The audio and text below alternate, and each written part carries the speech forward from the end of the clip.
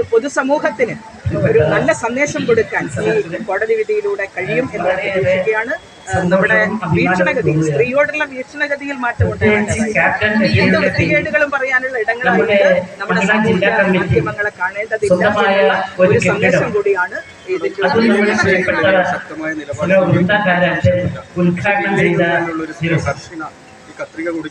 Captain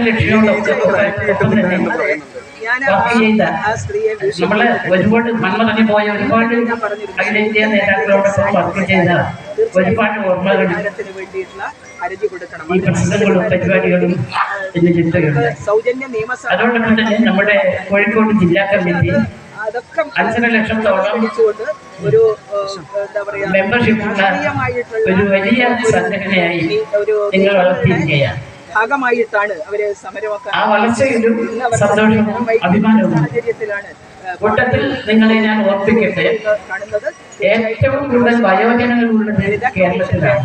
ഇടപെടലിന്റെ ഭാഗമായി legal service authority അതിൽ ഏറ്റവും കൂടുതൽ വയോജനങ്ങൾ സ്ത്രീകളാണ്. സഹായം ലഭ്യമാക്കി കൊടുക്കാൻ ഇവരെ പറ്റി നമ്മളുടെ ഓരോ ലോക്കൽ കമ്മിറ്റി, മഹിളാ ലോക്കൽ കമ്മിറ്റി അവരെ പറ്റി ഒന്ന് അന്വേഷിക്കാൻ, ആ നിയമങ്ങൾ പഠിച്ചുകൊണ്ട് അവരെ പറ്റി ഒന്ന് അന്വേഷിക്കാൻ തയ്യാറായ അവർക്കത് വളരെ ആശ്വാസമായി.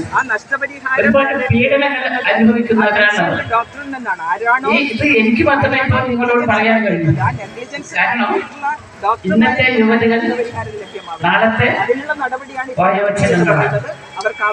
ഇപ്പോൾ ഒരുപാട് സാധ്യതകൾ നമ്മുടെ കേരളത്തിൽ ഉണ്ടെങ്കിലും സർക്കാർ നടപ്പിലാക്കുന്നുണ്ടെങ്കിലും അതൊന്നും അവരുടെ ഇന്ത്യയിൽ എത്തുന്നില്ല. അത് എത്തിക്കേണ്ട ബാധ്യത നിങ്ങൾ